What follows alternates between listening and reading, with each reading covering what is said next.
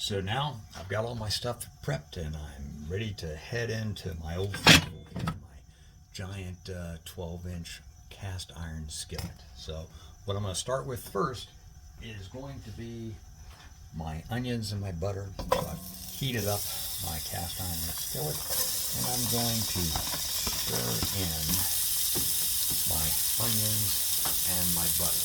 Now I know you're thinking to yourself, wow, 4 stick of butter. That's a lot of butter. This is not necessarily a low-fat meal. I find it now. I'm not a keto guy because I try to eat a lot of vegetables too, along with my protein. But the deer is very low in fat, but really high in protein. I believe almost 9 grams of protein for every ounce, and I've got 16 ounces.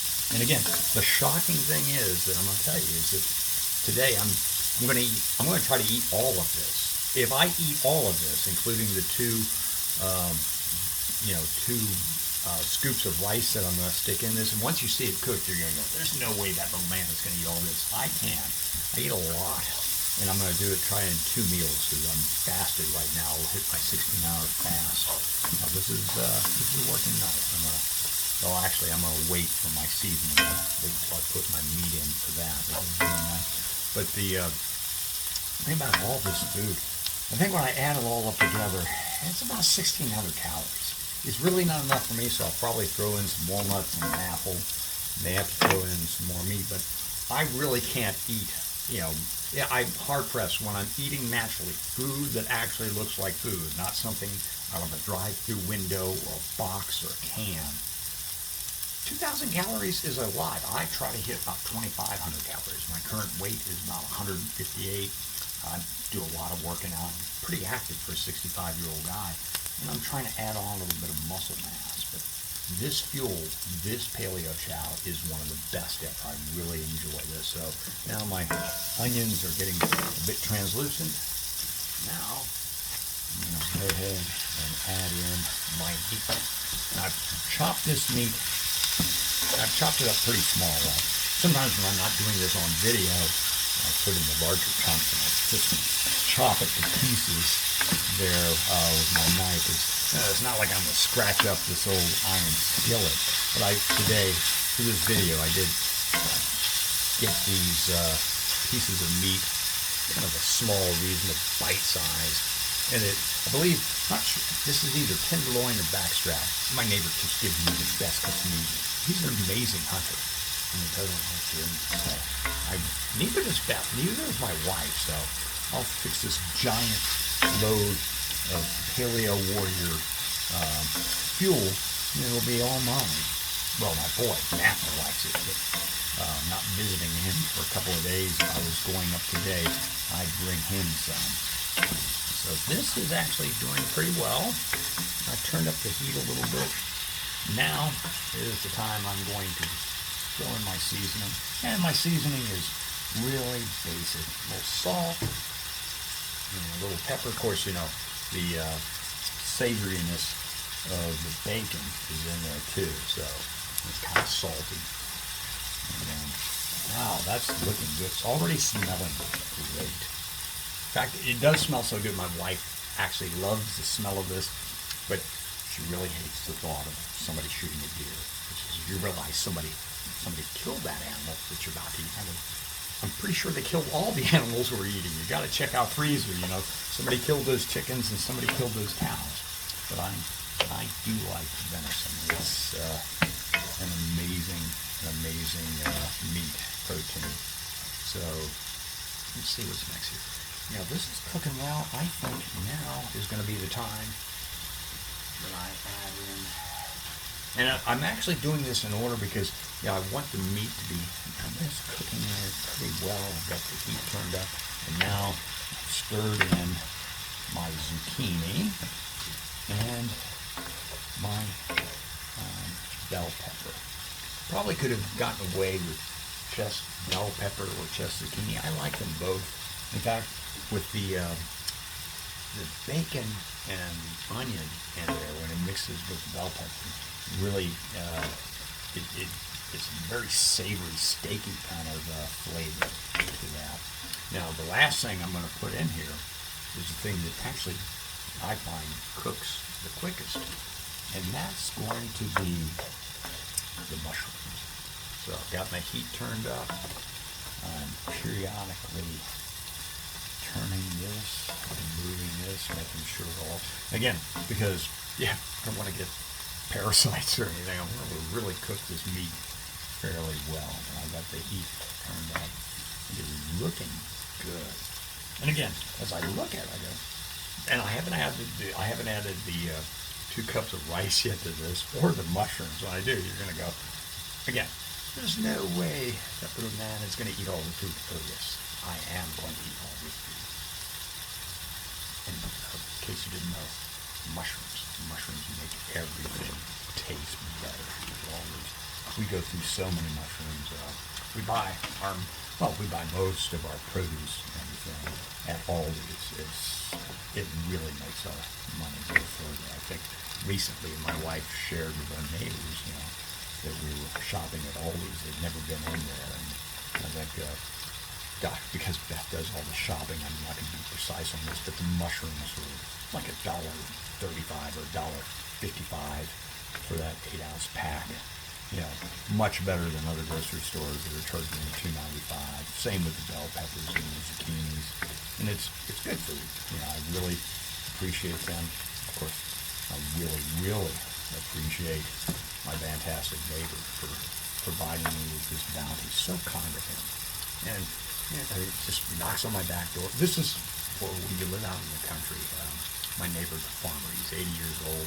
The man can do anything. I've gone out there to find him in my garage, fixing my riding lawnmower for me, doing all the manly things that I'm not particularly good at doing. And of course, he can hunt. And he delivered this meat to me already clean and chopped up nice. What guy! I'm just so fortunate that we live in an area where we have such nice people. That is looking good. Now, I'm going to add something else to this. And again, this is not typically what I should be eating, because I don't like a lot of soy products, but I do like a little bit of soy sauce, and I'm just going to put, maybe, there's not a whole lot left in there, so that's maybe a tablespoon of soy in there. I like it. I like the savoriness of soy sauce, and I don't eat, any other soy products, but every once in a while, I love to have a little bit of soy sauce. And this, again, this is looking ginormous. This is such, when I'm finished cooking this, I will turn the camera around and we can look at this together. The other, I love, this is hot chili sauce. And I got, if you look at the label of this, okay, it's made with just a little bit of sugar, but I love the hot, savory taste, But like I said, if I eat all of this today, my carbs are going to be probably around 100 or so if I eat all of it, and it's maybe 115. And that's going to be hard to do. This might have to be a 3-day supply, and sometimes you just can't eat it all. But that's the shocking thing about eating closer to what I call real food. Real food takes up a lot of place. Let me see. I'm going to test this to see if this has been done, because I'm actually cooking this in real time, and let's see how this is doing.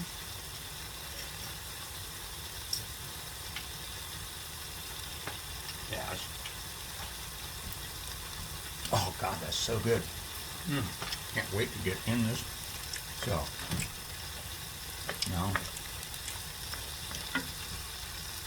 this is while I'm cooking this again, because it's a lot of food. I'm cooking this on fairly high heat, moving it around, making sure that everything's blending together, everything's cooking together. It is looking good. The meat looks thoroughly cooked all the way through. It's sauteing there. Now, I've made a big pot of rice here, and I'm only going to add in 2 scoops. of rice, which I just need a little bit of extra firepower, a little bit of extra carbs. Of course, this is so much meat and, so many vegetables and all the sauce that is now created. I can put a lot more rice in here, but I don't want to. I just wanted to create a little bit of that taste now. Back when I was just eating terribly, I loved to go into a Chinese restaurant and I would eat tons and tons of rice. I don't now. And I typically don't, rice is not a go-to for me every day. But when I'm eating like this, the Paleo Chow, I allow myself. So I would have to say, if I was going to strictly, rate this meal, is it 100% what I call paleolithic? No, it's 90%. Man, is it good. It's so basic, so basic. So if you go through all the ingredients again, what I've got in here is a quarter stick of butter. I've got one chopped onion. I've got one chopped bell pepper. I got half a clove of garlic. I've got, about a half of zucchini. And did I mention bell pepper? I think I did, but it's all in there, along with my 1 pound of beer and 2 strips of bacon. And I think, this is going to be about it. So, let's take this for you. Yeah, look at that. That's a lot of food. I'm going to simmer that just a little bit more. Let it just simmer. Now turn down my heat. And so that's typically what Quill, the poet warrior of Second Spring, that's what I eat. I eat 2 big meals of this. So I'm going to eat my first meal here. And it's about almost noon. And then I'll try to eat my second meal. Because when I eat half of this, I'm not going to want the second half. But man, I'm trying to throw on a little bit of mass. I'm throw on a little bit of more muscle there. Because I need to be a barbarian. If I'm going to do the kinds of things I want to do, if I want to be the kind of powerhouse man that I need to be for my wife, my grandchildren. Hey, I'm an actor at the Virginia Renaissance Fair, I'm a stunt fighter last year. I'm going to tell them what I'm going to do this year. I want to be active and powerful with 66 coming in on me. Well, this kind of meal, this is the power that helps me.